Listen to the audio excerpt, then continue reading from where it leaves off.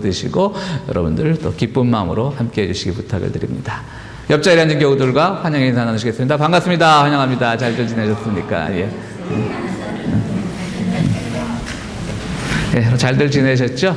지금 아까 막 예배 시작하기 전에 누가 이 동네에서 벌통을 건드렸는지 이 마당에 지금 주차장, 이쪽 주차장에 막 벌이 막 수백 마리가 지금 날아다니는데 다행히 예배실 안으로는 안 들어왔는데요. 아마 예수 믿지 않은 벌인 모양입니다. 그래서 예배실 안 들어왔고 나갈 때 혹시라도 지금 없어졌는지 모르겠는데 혹시라도 모르니까 조심해 주시기 부탁을 드립니다. 우리 성가대 찬양 순서 읽겠습니다.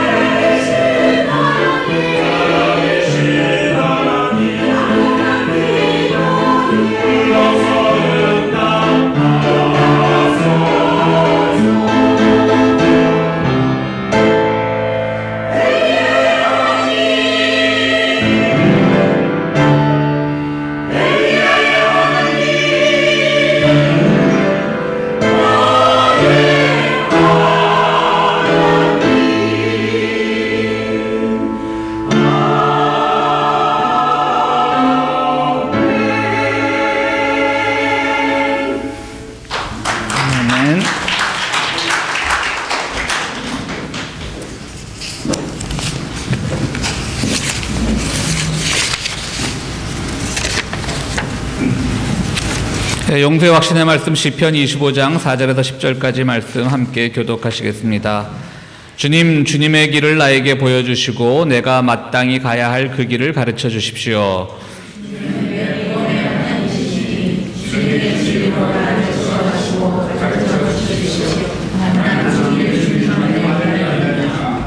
주님, 먼 옛날로부터 변함없이 베푸셨던 주님의 긍휼하심과 한결같은 사랑을 기억하여 주십시오.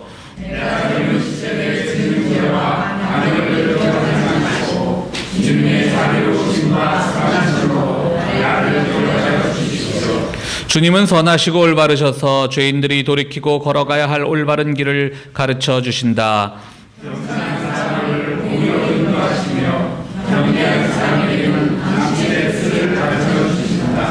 주님의 언약과 계명을 지키는 사람을 진실한 사랑으로 인도하신다. 아멘. 유경숙 집사님, 우리 구원의 말씀 봉독해 주시겠습니다.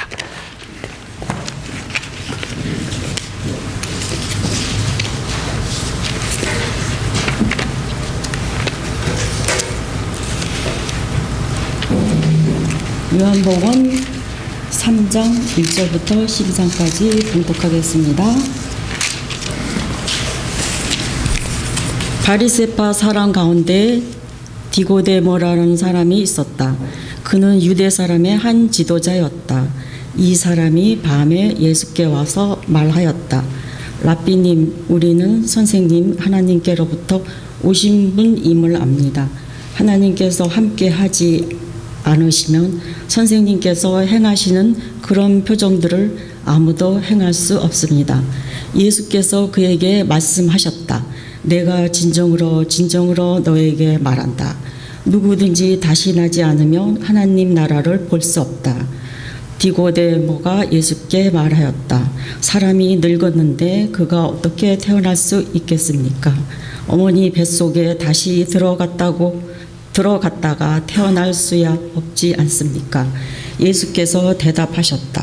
내가 진정으로 너에게 말한다. 누구든지 물과 성령으로 나지 아니하면 하나님 나라에 들어갈 수 없다. 육에서 난 것은 육이요 영에서 난 것은 영이다. 너희가 다시 태어나야 한다고 내가 말한 것을 너는 이상히 여기지 말아라. 바람은 불고 싶은 대로 분다. 너는 그 소리는 듣지만 어디에서 와서 어디로 가는지를 모른다. 성령으로 태어난 사람은 다 이와 같다. 디고데모가 예수께 물었다. 어떻게 이런 일이 있을 수 있습니까? 예수께서 대답하셨다. 너는 이스라엘의 선생이면서 이런 것도 알지 못하느냐? 내가 진정으로 너에게 말한다. 우리는 우리가 아는 것을 말하고 우리가 본 것을 증언하는데 너희는 우리의 증언을 받아들이지 않는다. 내가 땅의 일을 말하여도 너희가 믿지 않거든. 하물며 하늘의 일을 말하며 어떻게 믿겠느냐. 아멘. 예, 성경 오늘 우리 봉독해 주신 말씀에 나오는 니고데모라고 하는 사람은 당시 예수님이 활동하던 당시에 매우 유명한 지도자 중에 한 사람이었습니다. 근데 여러 면에서 지도자적인 모습을 보여주고 있었는데요. 처음에는 종교적 지도자였겠죠. 랍비 중에 한 사람이다. 이렇게 나와 있습니다. 또 그는 이스라엘 사람이다. 이스라엘 사람들에게 존경을 받고 있었다. 그러니까 종교적 지도자인 동시에 또 사람들 사이에 덕망이 매우 높았다라는 것을 증명합니다. 그리고 그는 동시에 또 산헤드린이라고 하는 당시 유대의 정치 기구, 오늘날로 말하면 일종의 국회 같은 것인데요. 물론 당시에 그 로마의 지배하에 있었기 때문에 산헤드린이 직접적으로 의결을 할 수 있는 그런 권한은 없었지만은 어쨌든 정치적 지도자로서도 또 인정받고 있었던 그런 사람입니다. 자, 우리가 세상을 살면서 어떤 사람들이 출세했다, 성공했다 이렇게 말할 때 여러 가지 면을 보게 되는데요. 어떤 점에서 보면 이 니고데모야말로 모든 면을 다 갖춘 사람입니다. 종교적으로 바리새파 사람으로서 신실했죠. 또 그는 사람들에게 덕망이 높아서 인정을 받았고 또 정치 지도자로서도 높은 지위에 올랐던 사람입니다. 자, 이런 사람이 뭐가 세상 살아가는데 뭐가 그리 답답했겠습니까? 아무런 자기 어려움이 없었겠죠. 마음에 한 가닥 답답함이 있다면 자기의 나라가 독립되지 않고 로마의 압제하에 있으니까 그건 좀 답답했겠죠. 그러나 뭐 또 특별히 어려운 것도 없었을 겁니다. 그러나 이 사람이 또 한 가지 답답한 것이 있었다면 진리에 대한 갈급함이 있었던 것이죠. 무엇이 진리일까? 그런데 예수라고 하는 사람의 소문이 들리는 겁니다. 이 예수라는 사람이 많은 표징들도 보이고 기적들도 보이고 사람들에게 존경도 받고 하니까 그 사람에 대해서 알고 싶었던 것이죠. 이 사람에게는 뭔가 내가 찾는 진리의 해답이 있지 않을까? 근데 찾아갈 용기가 나지가 않는 거예요. 한쪽은 갈릴리 저 시골 출신의 목수의 아들로 알려진 그야말로 천민이나 다름없는, 사람들의 입에서는 그가 다윗의 후손이라고 말하지만 다윗과 예수님 당시에 세월로는 한 700년 사이가 있죠. 우리가 오늘날 내가 뭐 700년 전에 우리 조상이 누구였다라고 자랑하고 다니면 사람들에게 우스갯소리밖에 더 되겠습니까? 뭐 사람들은 예수님을 다윗의 후손이라고 믿고 있지만 그것도 그렇게 설득력이 있는 얘기는 아닐 겁니다. 그것 때문에 예수님을 다시 보는 계기로 삼았던 사람은 아무도 없을 겁니다. 그런데 최고의 지도자라고 최고의 존경받는 사람이 예수님에게 어떤 진리, 뭔가 다른 것, 그의 출신 성분과는 상관없이 뭔가 다른 것, 독특한 것이 있으니까 배워보고 싶고 토론을 하고 싶은데 사회적인 안목을 생각하니까 찾아갈 용기가 나지 않는 겁니다. 저 우리의 존경받는 사람이 하찮은 나사렛 예수를 찾아가서 어떤 진리에 대한 자문을 구한다? 이 세상 사람들이 알면 다 웃을 일이거든요. 그러니까 오늘 말씀해 보면 밤에 몰래 찾아가는 것이죠.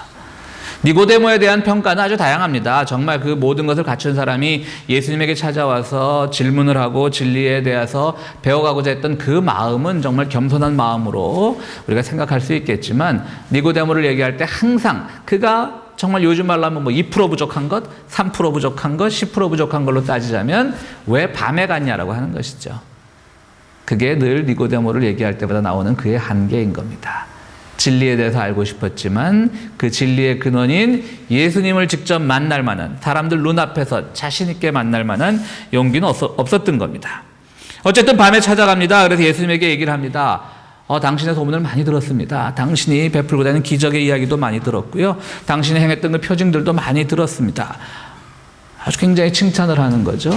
당신이 정말 하나님으로부터 온 사람이 아니라면 그런 것이 어떻게 가능하겠습니까? 제가 얼마 전에 들으다 보니까 이게 지금 요한복음 3장이죠. 요한복음 2장에는 무슨 얘기가 있냐면 첫 번째는 가나의 혼인잔치가 있죠. 예수님께서 가나에서 물로 포도주를 만든 사건이 있었어요. 두 번째는 성전에 들어가서 그 안에서 장사하던 사람들의 자판을 다 부셔버린 그런 예수님의 분노 사건이 있었죠. 이 니고데모는 다 듣고 있었던 겁니다. 어떻게 그런 이 물로 포도주를 만드는 기적이 가능하고 어디서 그런 용기가 나와서 유대의 상징인 성전에 들어가서 그런 것들을 다 뒤엎을 수 있느냐. 정말 놀라운 분입니다. 인정한 것만 해도 대단하죠. 근데 예수님이 뭐라고 대답하십니까? 그게 중요한 게 아니야. 이렇게 대답하는 겁니다. 오늘 본문엔 그런 표현이 직접적으로 나와 있지 않지만 그게 뭐 중요한 건데. 네가 본 것 혹은 네가 들은 거는 다른 사람들도 다 본 거야. 내가 그럼 무슨 뭐 투명인간처럼 성전에서 이 장사꾼들을 다 몰아낸 것도 아니고 너만 본 게 아니라 다른 사람도 봤고, 물로 포도주를 만들었다는 기적은 너만 들은 것이 아니라 다른 사람도 들었고, 그거 다 듣고 다 본 거야. 그게 뭐 그렇게 중요한데? 좀 당황했을 것 같아요, 니고데모는. 자기 딴은 굉장히 자존심을 쥐고 예수님을 막 이렇게 추앙을 하는데, 좀 더 거칠게 얘기하면 그게 아니야. 뭐 그걸 그렇게 대단하게 봐? 뭐 예수님 굉장히 교만하게 보일 수도 있는 거죠. 그래서 예수님께서 얘기합니다. 하나님 나라의 일을 볼 수 있어야지 세상에서 일어났던, 내가 세상에서 행했던 기적을 보고 베푸는 것이 뭐 그렇게 중요한데, 하나님 나라를 보는 것이 더 중요하다라고 이렇게 니고데모에게 얘기합니다. 하나님 나라는 이 땅에 속한 나라가 아니니까 우리가 뭐 신비적으로 볼 수밖에 없는 거겠죠. 그럼 어떻게 보느냐? 이렇게 물어보니까 거듭나야 본다. 다시 태어나야 된다고 봅니다.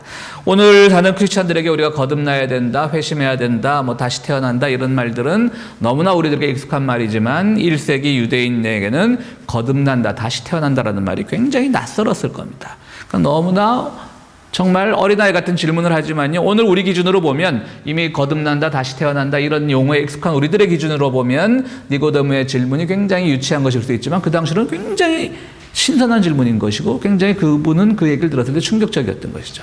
다시 태어난다는 게 뭡니까? 그럼 엄마 뱃속에 들어갔다 다시 나오는 겁니까? 이렇게 물어봤던 거예요. 당연히 있을 수 있는 질문이죠. 다시 태어난다는 말을 처음 들은 사람에게는 그게 아니다. 거듭난다는 것은 다시 엄마 뱃속에 들어가 다시 태어나는 것이 아니라 결국 자기의 시선을 바꾸는 것이라고 하는 것이죠. 자기의 시각을 바꾸는 것, 보는 방법을 바꾸는 것이라고 얘기하는 겁니다. 그래서 육에서 태어난 것은 육밖에 못 보고 영에서 태어난 건 영으로 보는 거다. 세상에 태어난 것, 네가 지금 나를 존경하기 위해서 내가 행했던 모든 일들을 다 봤지만 그건 결국 이 땅에서 모든 사람들의 눈앞에서 일어났던 일인데 그걸 보고 거기에 감동받고 그건 결국 육의 단계에 머문 거고 하나님 나라의 일을 보기 위해서 네가 영으로 다시 태어난다. 성령으로 다시 태어난다라고 말합니다. 점점 점입가경입니다. 뛰어난 학자였지만 니고데모가 그것을 알아들었겠습니까? 성령으로 태어난다는 건 뭡니까? 자꾸 물어보니까 예수님도 성령으로 태어난다는 것에 좀 이 지성인의 대표격인 이 니고데모를 이성적인 표현으로 설득하기엔 좀 자신이 없었던 것 같아요. 그래서 뭐라고 말씀하시냐면 성령은 마치 바람과 같다. 어디서 오고 어디서 가는지를 모른다. 역시 1세기엔 몰랐겠죠. 요즘은 우리가 뭐 동남풍이고 뭐고 다 일기예보만 봐도 익숙하지만요. 어디서 와서 어디로 부는지 모른다. 성령은 이와 같은 것이다. 그러니까 지금 니고데모와 예수님에는 이거 어떻게 보면요. 굉장히 서로가 인정해주는 것 같은 이런 아주 좋은 토론 같지만 어찌 보면 굉장히 그냥 불꽃이 튀는 그런 토론이라고 할 수가 있는 겁니다. 니고데모는 그의 학식의 근거로 끊임없이 이성적 질문만을 던지는 겁니다.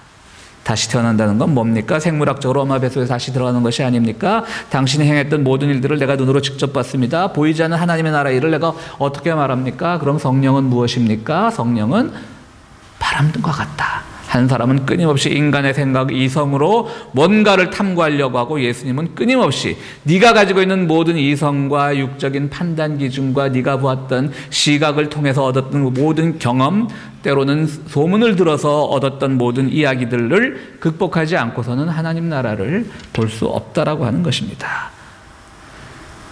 결국 이 토론은 소득이 있었을까요? 없었을까요? 사실은 소득이 아직 없진 않았지만 그렇다고 있었다라고 말할 수 없습니다. 니고데모는 후에 훌륭한 일들을 많이 합니다. 예수님이 재판에 넘겨졌을 때 그나마 니고데모가 나서서 예수님을 변호하려고 애만 썼던 적도 있고요. 나중에 예수님이 십자가에 달리셔서 돌아가셨을 때 그가 가지고 있던 상당 부분의 많은 향유를 예수님의 시신에 바르는데 기증을 할 정도였습니다. 그런데 그분은 딱 그까지였습니다. 결국 그분은 오늘 이 밤에 요한복음 3장의 사건이 일어난 이 밤에 예수님과 불꽃 튀는 토론을 벌였지만 결국은 예수님이 가르쳐준 그 진리를 받아들이지 않고 그냥 그 단계에 머물러 버렸던 겁니다. 뭔가 진리에 대한 갈급함이 있었지만 그가 가지고 있던 그 한계를 벗어나지 못했던 거죠. 그가 가지고 있었던 보는 방법에, 깨닫는 방법에 그것을 변화를 제대로 고백하지 못했던 겁니다. 니고데모는 당시의 모든 학덕이나 인품이나 정치적 지위를 봤을 때 상당히 그 나이가 들어있는 지긋한 인물이라고 우리가 생각을 할 수가 있습니다. 사실 우리가 나이가 들어갈수록 자기를 비운다는 일은 어렵습니다. 그게 참 어려운 것 중에 하나입니다. 우리 교회 어른들도 많이 말씀하시죠. 우리 교회 어른들뿐 아니라 다른 곳에서도 이론적으로는 나이를 먹을수록 모든 것을 비우는 삶을 살아야 돼 라고 이론적으로는 말씀들을 많이 하시지만 그게 사실 쉽지 않은 겁니다. 우리 비워야 돼, 자기 것을 버려야 돼, 얼마든지 우리가 말로는 할 수 있지만 그렇게 잘 되지 않는 것이죠. 왜냐하면 나이가 들을수록 뭐가 쌓이냐면요, 경험의 양이 더 축적이 됩니다. 10살 사는 사람보다는 20살 사는 사람이, 20살 사는 사람보다는 30살 사는 사람이 더 많은 경험을 했기 때문에 그 경험이 차곡차곡 쌓이는 거예요. 그런데 그게 고대 사회에서는요, 그 사회 모든 지식이 경험으로부터 나오니까 나이 많은 기성세대들이 그 사회의 지도자가 될 수 있었던 거예요. 경험의 양이 많은 사람이 사회를 지도할 수 있지만 우리가 알다시피 오늘날은 반드시 경험이 지배하는 사회는 아니거든요. 그렇잖아요. 오늘날은 나이가 어릴수록 이 스마트폰이나 IT 기계들을 만지는 데 더 익숙하고 어른들이 젊은 사람들한테 물어봐야 되는 시대이고 그런 시대를 살고 있는 것이죠. 여기서 우리의 갈등이 생기는 겁니다. 니고데모는 오늘날 같은 IT 시대는 살지 않았습니다. 분명히 그 시대는 경험이 대접받는 시대였습니다. 그런데 니고데모는 그 경험, 그 시대는 경험이 대접받고 경험이 소중한 시대였지만 그럼에도 불구하고 그 경험만을 내세웠을 때 결국 하나님 나라의 일을 볼 수 없었다라고 하는 것이죠. 오늘 마찬가지로 오늘 우리는 여전히 이 시대는 경험도 물론 소중하지만 경험 이외의 것이 더 인정받는 시대인데 아직도 우리가 알고 있는 경험의 양만을 가지고 하나님을 보려고 한다면 또 하나님 나라를 이해하려고 한다면 그것은 우리들에게 더 많은 혼란만 가중시킬 뿐입니다. 내가 알고 있는 지식, 내가 쌓았던 모든 이성적인 판단들, 내가 들었던 이야기들, 내가 보았던 것들 모두 다 소중한 우리의 인생의 자산이지만 그것으로 하나님 나라를 다 이해할 수 있느냐? 그건 아니라고 하는 것이죠. 그걸 극복을 해야 되는 겁니다. 그런데 극복이 사실 쉽지 않은 것이죠. 결국 그것은 우리가 모든 것을 하나님께 의탁하고 성령과 같이 성령의 도우심으로 하나님 나라 일을 볼 수 있고 하늘의 일을 말할 수 있는 그런 단계로까지 우리 자신을 비워나가야 되는 겁니다. 그때 우리에게 진정한 그리스도의 은총이 주어지는 겁니다. 구약 성경에 보면 유대 말기의 왕이었던 히즈기야 왕이 나옵니다. 그는 상당히 정치를 잘했던 왕인데요. 갑자기 어느 날 병이 들어서 죽게 되었습니다. 그 당시 활동하던 예언자가 바로 이사야입니다. 이사야에게 막 부탁을 합니다. 내가 이 나라에 지금 아직도 해야 될 일이 많은데 너무 일찍 죽는 게 억울합니다. 이사야가 보니까 정말 다른 왕들에 비해서는 정말 훌륭한 왕이었거든요. 그래서 이사야가 열심히 기도해서 우리가 잘 아는 사건인 히즈기야가 무려 15년의 생명을 더 연장받습니다. 심지어는 그 15년의 생명을 연장받기 위해서 해의 그림자가 뒤로 15도나 기우는, 즉 자연의 법칙까지 변화시켜가면서 하나님께서 그에 대한 약속을 주셨던 거예요. 그래서 15년을 더 살게 됐는데요. 15년을 더 살았던 히즈기야의 말로는 어땠냐면 나중에 그 믿음이 너무 자기는 이제 세상에 무서울 게 어디 있겠어요. 하나님 덕분에 내가 15년을 더 살았는데 나를 15년 더 살기 위해서 자연의 법칙까지 막 변화가 왔었는데 히즈기야는 나중에 바빌론의 사신들이 오니까요. 자기 창고에 있는 성전에 있는 모든 금은 보화들을 다 보여주고요. 뭔가 다 의시되고 싶은 거예요, 지금. 결국은 이 사람이 15년 더 사는 바람에 유다 왕국의 멸망이 더 재촉이 되었던 겁니다. 그때 이분에게 15년 더 살았다는 게 무슨 의미가 있을까요? 아무런 의미가 없는 겁니다.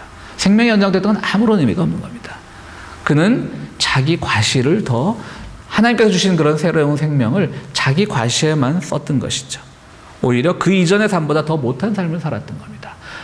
바로 오늘 우리가 거듭난다라고 하는 말은 생명이 연장되고 믿음으로 뭔가 변화, 그것이 아니라, 그렇기 때문에 내가 더 하나님의 이름으로 내 어깨에 힘이 들어가는 것이 아니라 오늘 우리는 내 인생이 짧든 길든 내가 거듭났다라고 하는 것은 바로 하나님을 바라보는 그 시선, 세상을 바라보는 시선이 하나님의 시선으로 바뀐다라고 하는 겁니다. 하늘의 일을 말할 수 있어야 되고 하늘의 것을 볼 수 있어야 된다라고 하는 것이죠. 그렇지 않다면 우리가 사는 모든 생애의 연장이나 그런 은총, 건강의 그런 모든 것들조차도 한낱 부수적인 것이 되고 말기 때문입니다. 그렇습니다. 니고데모는 나이가 많았지만, 그리고 아는 것이 많았지만, 예수님을 찾아온 그 사실만으로 그의 겸손이 증명되었지만, 궁극적으로는 그는 예수님에게 철저하게 의탁하지 못하고 그의 경험만을 내세웠던 그런 사람이라고밖에 볼 수가 없는 것입니다. 초대교회의 외경 중에 니고데모 복음서라는 게 있습니다. 그러니까 이 가짜 성경이라는 얘기죠. 진짜 성경이 아니라 누군가가 이제 니고데모의 이름을 빌어서 쓴 것인데요. 니고데모가 훌륭한 사람이 아닌데 어떻게 니고데모 복음서가 있을까? 그 니고데모 복음서의 내용은 뭐냐면요. 끊임없이 빌라도를 옹호하는 내용으로 쓰여져 있습니다. 왜 그럴까요? 여러분 이성적으로 생각해 보세요. 우리가 그 초신자들에 보면 이런 질문들 많이 하지 않습니까? 빌라도가 예수님을 십자가에 못 박혔기 때문에 예수님이 십자가에 못 박히시고 부활하는 것이 하나님의 전체 섭리 안에 있다면 빌라도는 단순히 도구로만 사용될 것뿐인데 왜 그렇게 빌라도를 욕하느냐? 이것이 우리가 합리적으로 이성적으로 생각하다 보면 그런 질문이 충분히 가능하잖아요. 그렇죠? 도구적으로만 사용됐던 건데 왜 이렇게 빌라도가 정말 역사상 가장 큰 죄인처럼 되느냐? 빌라도가 죽였기 때문에 예수님이 죽었고 그렇기 때문에 부활한 거 아니냐? 빌라도가 없었다면 어떻게 예수님이 죽고 부활하는 사건이 있었냐? 이런 거죠. 어떻게 보면 맞는 얘기라고 할 수 있는 겁니다. 그렇다고 해서 하나님의 섭리 사건에 이용됐다라고 해서 그의 모든 것들이 인정받는 것은 아닌 것이죠. 근데 니고데모 복음서는 뭐냐면요, 바로 그런 논리로 계속 빌라도를 옹호하고 있는 거예요. 뭐죠? 아직도 니고데모라고 하는 사람은 인간의 이성만을 강조하는 사람이란 그런 뜻인 것이죠. 이성적으로 따지면, 합리적으로 따지면 빌라도가 무슨 죄가 있어? 니고데모 복음서는 그리스도의 복음을 전하는 것이 아니라 빌라도의 무죄성만을 옹호하는 그런 내용으로 가득 차 있다고 합니다. 또 중세교회는요, 그 칼빈이 제일 싫어했던, 우리 개혁교회 시조가 되는 칼빈이 제일 싫어했던 니고데모파라고 하는 그 당시 또 일파가 있었습니다. 이 뭐냐면 이 사람들은 어떤 파냐면요, 이 밤에 찾아갔던, 니고데모가 예수님을 밤에 찾아갔던 그런 것을 빗대어서 자기들의 신앙을 내면적으로 숨기고 겉으로는 드러내지 않고 항상 기회주의적으로 활동하는 사람들이라는 그런 기독교인들을 가리켜서 니고데모파라고 불렀다고 합니다. 16세기 때는요. 그만큼 니고데모는 훌륭한 사람이었지만 그는 이 주님을 만나는데 늘 끝까지 가지 못했던 그런 사람인 겁니다. 그러면서 오늘 니고데모를 통해서 우리가 그럼 무엇을 배워야 되는가? 하늘 일을 말하고 하나님 나라를 볼 수 있는 우리가 되어야 되는데, 하나님의 시선을 배울 수 있어야 되는데, 그것은 무엇을 말하는가? 우리가 믿음에도요, 여러 가지 단계가 있습니다. 우리 니고데모를 통해서 믿음의 단계를 배워볼 수가 있는 겁니다. 우리 길동무회에서도 한 1년 전인가요? 그 마커스 보그의 책을 같이 읽었던 걸로 제가 기억을 나는데요. 그 유명한 미국의 신약학자 마커스 보그는요, 믿음이라는 것을 4가지 단계가 있다고 봅니다. 첫 번째는 뭐냐면 동의하는 믿음, 그러니까 인정하는 믿음이에요. 그게 뭐냐면 오늘 니고데모의 믿음인 거예요. 아, 그래, 예수님 훌륭한 분이야, 나도 인정해. 우리 그런 크리스찬 아니나, 난 크리스찬 중에도 그런 사람들 많죠. 나는 신앙은 가지기 싫어. 근데 예수님이 좋은 분이라는 건 인정해. 라고 하는 동의하는 믿음의 단계에 있다라고 하는 것이죠. 그것도 참 훌륭한 믿음에 동의조차 안 하는 사람들이 많은데, 동의하는 믿음도 훌륭한 것이지만 동의하는 믿음에서는 더 큰 것을 볼 수 없고 더 소중한 진리를 볼 수 없다라고 하는 것이 보그의 주장입니다. 두 번째 믿음의 단계는 뭐냐면 맡김으로서의 믿음이에요. 대부분 우리의 그 신앙 수준이 두 번째 단계에 머무는 경우가 많죠. 하나님께 모든 걸 다 맡기는 거예요. 참 훌륭한 믿음이죠. 내가 고민도 맡기고 염려도 맡기고 근심도 맡기고 다 맡겨버리는 것. 참 훌륭한 믿음이죠. 근데 보그는 이 믿음에 대해서도 그렇게 높은 가치를 부여하지 않아요. 우리 이때까지 믿음을 맡김이라고 봤는데, 보그가 말하는 세 번째 믿음의 단계는요, 성실함이에요. 그러니까 이제 우리 한국 교인들 중에 가장 약점이 그거죠. 맡기는 믿음, 기도하는 믿음은 잘하는데 그걸 내 삶에서 성실함으로 표현은 못하는 거죠. 성실하게 살아야 되는 것이죠. 맡겼다라고 한다면, 예수님을 믿는다라고 한다면 성실하게 살아야 되는 것인데 그것이 잘 안 되는 겁니다. 그러니까 우리 삶을 통해서 나타나야 되는 건데, 그러니까 우리는 맡김의 믿음에 우리 교인들이 너무나 머물러 있는 거죠. 그럼 한 단계 더 나가서 그것을 우리 삶에서 표현할 수 있는 성실함으로서의 믿음입니다. 그런데 보그가 말하는 믿음의 가장 높은 단계 네 번째 믿음은 뭐냐? 봄으로서의 믿음입니다. 보는 겁니다. 그러니까 하나님 나라의 일을 보는 겁니다. 하늘 일을 말하기입니다. 오늘 예수님이 니고데모에게 답답해서 말합니다. 너네만 본 것만 말하니? 우리가 봐서 분명히 하늘의 일을 받고 하늘의 일을 말할 수 있는데, 너는 지금 네가 본 것, 네가 아는 것에서 그 경험에 향해서 넘어서지 못하니까 자꾸 너의 것만을 주장하려고 하고 그렇게 되는 것이 아니냐, 이렇게 얘기를 하는 거예요.